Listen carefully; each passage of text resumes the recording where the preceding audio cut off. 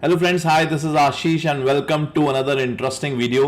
कल के वीडियो में मैंने बात करा था उत्कर्ष आईपीओ के लेकर। आज उसका सेकंड पार्ट हूं और आज मैं काफी अच्छी डिटेल्स आपको दिखाऊंगा। काफी लर्निंग आपको मिलेगी, आईपीओ से रिलेटेड भी लर्निंग मिलेगी और बैंकिंग सेक्टर से रिलेटेड लर्निंग भी मिलेगी कि जब भी हम किसी बैंकिंग स्टॉक को देखते हैं तो हमें क्या क्या फिल्टर्स या क्या क्या चेक्स उसमें लगाने चाहिए। तो आई होप आपको वीडियो अच्छा लगेगा। कमेंट में जरूर बताइएगा मुझे कैसा लगा वीडियो और कौन से टॉपिक्स पे आप चाहते हैं, और सब्सक्राइब करके फॉलो करके बेल आइकन को दबा दीजिए सो दैट मैं नेक्स्ट जब आपको अपडेट दूंगा ना इस आईपीओ के बारे में भी और बाकी स्टॉक्स के बारे में भी, तो आपको अपडेट्स मिल जाएंगे।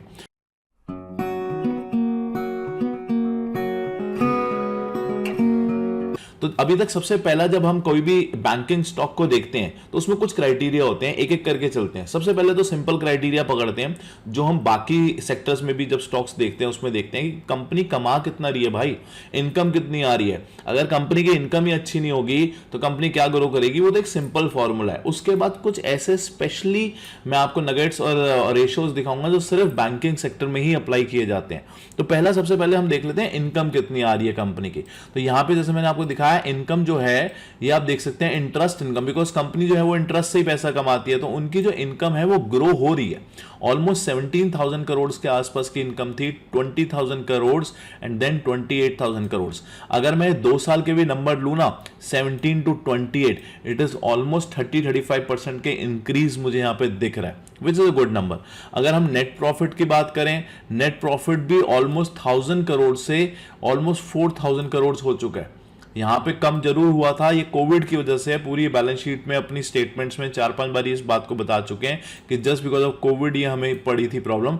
अदरवाइज ये तो ग्रोथ है, ये तो ऑलमोस्ट 100% से भी ज्यादा की ग्रोथ है, which is a good part. उसके बाद जो तीसरा इंपॉर्टेंट पार्ट आता है वो यहाँ पे आता है अर्निंग पर इक्विटी शेयर। एक शेयर के ऊपर कंपनी कमा कितना रही है भाई। अगर मैं इसका ईपीएस देखूं तो 1.46 का ईपीएस था 2021 में, जो अब ऊपर होके 4.52 का हो चुका है। यहां पे भी 100% से ज्यादा की ग्रोथ है। तो income is also growing by 30%, profit is also growing, earnings are also growing. तो ये तो चेक क्लियर होते हैं। अब कुछ ऐसे, ये तो सिंपल रेशियोज थे अभी तक, अब कुछ ऐसे रेशियोज दिखाता हूं जो सिर्फ बैंकिंग सेक्टर में ही हम अप्लाई कर सकते हैं। तो पहला रेशियो है क्रेडिट डिपॉजिट रेशियोज, जिसको बोला जाता है सीडीआर। अब इस चीज को ध्यान से समझिएगा। सीडीआर का मतलब क्या होता है कि कितने डिपॉजिट पे कितना क्रेडिट दिया हुआ है बैंक ने। फॉर एग्जांपल, अगर बैंक के पास 100 करोड़ रुपीस पड़े हैं किसी बैंक के पास, तो उस 100 करोड़ में से कितना उन्होंने लोन दे रखा है यहां पर। अब इस नंबर को हम 100% से कैलकुलेट कर सकते हैं। अगर ये नंबर बहुत कम होगा ना, आप ध्यान से समझिए इस चीज को, अगर 100 करोड़ रुपीस बैंक के पास हैं बट सीडीआर रेशियो उसका 25% आ रहा है, इसका मतलब बैंक के पास पैसे पड़े हैं लेकिन उस पैसे को यूटिलाइज ही नहीं कर पा रहा, कोई इंटरेस्टेड ही नहीं है वहां से डिपॉजिट या लोन लेने से, इंटरेस्टेड ही नहीं है। तो बैंक के पास तो 75 करोड़ रुपीस ऐसे ही पड़े हुए हैं जिसपे बैंक कुछ कमा ही नहीं रही, तो लो नहीं होना चाहिए, लेकिन बहुत ज्यादा हाई भी नहीं होना चाहिए, क्योंकि अगर हाई हो गया तो इसका मतलब बैंक के पास लिक्विडिटी नहीं है। हो सकता है बैंक के पास सिर्फ 10 करोड़ रुपए ही पड़े हो और 10 करोड़ में से तो 9 करोड़ का तो उन्होंने लोन दे रखा है, तो इसका मतलब 90% सीडीआर रेशियो हो गया। तब भी ये थोड़ा सा डिफिकल्ट हो जाता है, क्योंकि इसका मतलब बैंक के पास लिक्विडिटी नहीं है, कल को इस बहुत छोटे डिपॉजिट्स पे बैंक काम कर रहा है। तो एक सीडीआर रेशियो जो होता है ऑलमोस्ट 80-85% और 90% तक भी मैं बोलूंगा एक अच्छा सीडीआर रेशियो माना जाता है। अगर हम यहां पर देखते हैं कि इस बैंक का कितना सीडीआर आ रहा है, तो यहां पे आप देख सकते हैं इस बैंक का दिखाया गया है कि स्टेट वाइज भी दिखाया गया, महाराष्ट्र, दिल्ली, तमिलनाडु, कर्नाटका, इनका सीडीआर रेशियो है कितना। आंध्र प्रदेश में सबसे ज्यादा सीडीआर रेशियो है, which is not a good sign. But थोड़ा सा अगर मैं नीचे चलूं बाकी स्टेट्स को अगर हम देखें यहाँ पे, तो बाकी स्टेट्स में कम भी है। यहाँ पर आप देख सकते हैं वेस्ट बंगाल 45%, 49, 73, तो ये सारा आपको यहाँ पे फिगर्स मिल जाएंगी। तो इससे पता चलता है कि कितना डिपॉजिट्स स्टेट्स में इनका बैंक का पड़ा हुआ है, उसके ऊपर कितना ये मार्केट में पैसा दे चुके हैं। अगर मैं बाकी इनके कंपैरिजन में दिखाऊं ना यहाँ पर बाकी बैंक्स का भी, उससे हमें ज्यादा आइडिया लगेगा कि कितना सीडीआर रेशियो अच्छा है। अब यहाँ पर आप देख सकते हैं बाकी जो इनके बैंक्स हैं, जैसे कि Ujjivan small finance bank, Ujjivan small finance bank का जो सीडीआर है 83% है, विच इज फाइन। जाना करके बैंक है, उत्कर्ष बैंक जो जिस बैंक की आज हम बात कर रहे हैं उसका सीडीआर रेशो 95% है, और ये सब स्मॉल फाइनेंस बैंक के अंदर ही आते हैं। एयू स्मॉल फाइनेंस बैंक जो है उसका 84% है, इक्विटीज का 100% भी है, और तो एवरेज आई वुड से यहां पर मैं देख रहा हूं 84% भी है, बट सबका ऑलमोस्ट 83 भी है, बट 100 भी है, 100 भी है, 108 भी है, 116 भी है। तो आई वुड से 90% एक एवरेज नंबर हम पकड़ सकते हैं। यहाँ पे बंधन बैंक जो काफी अच्छा बड़ा बैंक बोला जाता है उसका 96.9% यहाँ पे दिखाया गया है, तो उसके आसपास ही उत्कर्ष का भी चल रहा है 95%, which is I would say is fine with me. तो यहाँ पे भी मुझे कोई मेजर इशू नहीं दिखा, which is a good part. Next important part आता है capital adequacy ratio. This means the ratio of a bank capital used based on his risk. तो जितना भी बैंक ने लोन दिया हुआ है उसके ऊपर कितना रिस्क बैंक के पास है सफिशिएंट, उसको बोला जाता है कैपिटल एडिक्वेंसी रेशियो। जितना भी बड़ा नंबर होगा उतना अच्छा होता है। तो आरबीआई की तरफ से बोला जाता है कि 9% कमर्शियल बैंक्स के लिए और प्राइवेट बैंक्स के लिए ऑलमोस्ट 12% होना चाहिए सीडीआर रेशियो। जितना ज्यादा होगा उतना अच्छा होगा। यहां पे आप उत्कर्ष बैंक का देख सकते हैं, उत्कर्ष बैंक का जो सीडीआर आ रहा है which is 20%, which is a good number. बाकी बैंक्स का 15 भी देख सकते हैं, 19 भी, 20। जो बंधन बैंक काफी बड़ा बैंक है इस सेक्टर में उसका 19.76 है। तो सीडीआर रेशियो पे भी मेरे को कोई इशू नहीं है। क्रेडिट टू डिपॉजिट रेशियो पे भी ओके। तो ये दो रेशियोज तो अभी तक क्लियर हो गए हमारे। बैंकिंग सेक्टर में कुछ portion of the loan will always turn bad, जिसको हम बोलते हैं बैड लोन्स। तो उस बैड लोन्स को कैसे सिक्योर रखा जाए उसके लिए होता है एक रेशियो जिसको बोला जाता है प्रोविजनल कन्वर्जन रेशियो। तो कुछ प्रॉफिट से अपना बैंक या कुछ अपने एसेट से कुछ मार्जिन को सेपरेट रखती है, क्योंकि सो दैट कभी भी कोई एक ऐसा बैड लोन आ जाएगा तो वहां से उस चीज को हम क्लियर कर पाए। तो यहां पे अगर हम प्रोविजनल देखें जो कि उत्कर्ष बैंक की है वो 88% है, which is a good number. और अगर हम बाकी बैंक्स की देखें यहाँ पे जितने भी बाकी इस सेक्टर से बैंक्स बिलोंग करते हैं 75%, 56, 98% भी। तो ये नंबर जितना बड़ा होगा उतना अच्छा होगा। तो उज्जीवन एक बैंक जो है उज्जीवन स्मॉल फाइनेंस बैंक उसका 98% है, which is very good. But यहां पर आप देख सकते हैं दो बैंक जो है 56%, 75% भी है, 55% भी है। बट उत्कर्ष बैंक का ऑलमोस्ट 88% यहाँ पे प्रोविजनल कन्वर्जन रेशियो है, which is I would say good number. 80 to 90%, 80% के ऊपर कुछ भी नंबर मुझे दिखता है यहाँ पे, तो I would say this is fine. So provisional conversion ratio के अंदर भी ये बैंक क्लियर हो जाता है।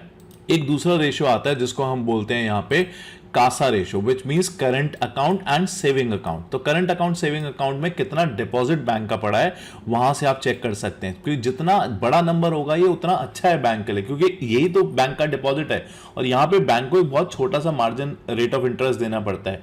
करंट अकाउंट सेविंग अकाउंट में 3%, 2.5% साल का वो देते हैं, और वहीं उनका प्रॉफिट मार्जिन होता है जब उनसे कोई deposit, personal loan, gold loan लेता है। तो यही तो गैप से बैंक कमाता है। तो ये नंबर जितना बड़ा होगा उतना अच्छा है बैंक के लिए, क्योंकि जितना ज्यादा यहाँ पे डिपॉजिट्स होगा उसे कम इंटरेस्ट देना पड़ेगा और उसी डिपॉजिट पे वो किसी और को बड़ा इंटरेस्ट चार्ज करेगा। तो यहां पर आप उत्कर्ष बैंक का देख सकते हैं जो कासा रेशियो है विच इज 20% के आसपास। बाकी बैंक्स जो है जैसे इक्विटस बैंक इसका काफी अच्छा है, 40 to 52% है। उज्जीवन बैंक का 26, 27, 20% है। तो ये नंबर अगर मुझे 20% से ऊपर दिखता तो अच्छा होता, ज्यादा 30% तक भी होता, but I would say this is also fine. अगर ये नंबर 15% होता तो मैं जरूर सोचता एक बार को, but above 20% is okay with me. Above 30-35% is a good number for me. So Kasa ratio में भी मैं इसे एटलीस्ट अभी तो क्लियर कर दूंगा। यहां पर बहुत इंपॉर्टेंट रेशियो है which is called net interest margin.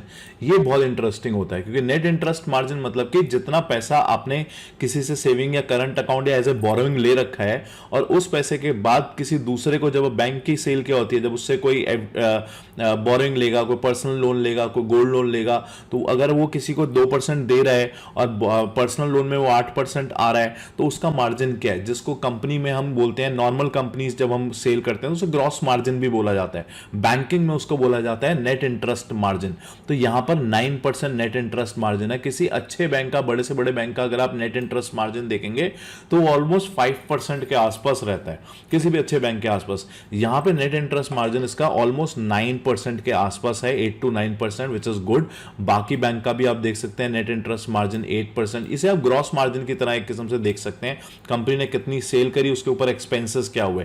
तो यहां पर भी कंपनी ने कितनी, बैंक ने कितनी सेल करी, कितने लोन्स दिए और उसके बाद उनके एक्सपेंसेस क्या है कि उनको आगे से सेविंग अकाउंट में कितना ब्याज देना पड़ रहा है, बाकी बचा हुआ मार्जिन उसका मार्जिन है। तो ये net interest margin is also looking good for this bank. NPA एक बहुत बड़ा अलग रेशो होता है जिसके बारे में मैं कल ऑलरेडी बात कर चुका हूं, तो उसके ऊपर मैं यहां पे मैं बात नहीं करूंगा एनपीएस के बारे में, वो आप कल के वीडियो में देख सकते हैं। और अभी तक जितने मैंने रेशोज दिखाए, आप होप आपको कुछ लर्निंग भी मिल रही होगी। यहाँ साथ साथ एक और इंपॉर्टेंट चीज होती है, जब भी आईपीओ आता है तो आईपीओ आने के बाद एक सबसे बड़ी प्रॉब्लम जो देखा जाता है इंडियन मार्केट में कि हो सकता है वो ऊपर तो प्राइस लिस्ट हो जाए लेकिन उसके बाद वो कितना टिकेगा प्राइस। जैसे कि अभी हमने आइडिया फोर्स का आईपीओ आया या और भी जितने आईपीओ आए, फॉर एग्जांपल 100 रुपीज पे वो लिस्ट हुआ था, उसके बाद वो गिरना शुरू हो गया और वो गिरते गिरते 50 या 40 तक आ गया। तो कहीं वैसा तो नहीं होगा। अब उसके लिए हम दो चीजें चेक कर सकते हैं यहाँ पे। एक सबसे इंपॉर्टेंट चीज होती है जिसको बोला जाता है offer for sale. Offer for sale का मतलब ये होता है कि जब कंपनी का आईपीओ आया था उससे पहले जिन लोगों ने उस कंपनी में पैसे लगाए हुए थे, क्या वो अपना पैसा यहां पे निकाल तो नहीं रहे हैं, क्या वो अपने स्टॉक्स बेच तो नहीं रहे हैं। क्योंकि अगर वो अपने स्टॉक्स बेचेंगे, उनके पास मेजर पोर्शन होता है, तो फिर स्टॉक्स गिरने शुरू हो जाएंगे। तो ऐसा तो नहीं है आईपीओ लाके मार्केट से पैसा उठाएंगे और अपने स्टॉक्स बेचने शुरू कर दें। तो यहां पर देखते हैं इनका ऑफर फॉर सेल के ऊपर क्या बोलना गया। यहां पे कंपनी ने बोला है कि हमारी जो after the completion of the issue our promoter will continue to hold the substantial share holding in our bank. तो ये बोल रहे हैं कि हमारा ऑफर और सेल ये लेकर ही नहीं आए हैं, इनका ऑफर और सेल जीरो है। इसका मतलब कोई स्टॉक्स नहीं बेचने की प्लानिंग है अभी उनकी।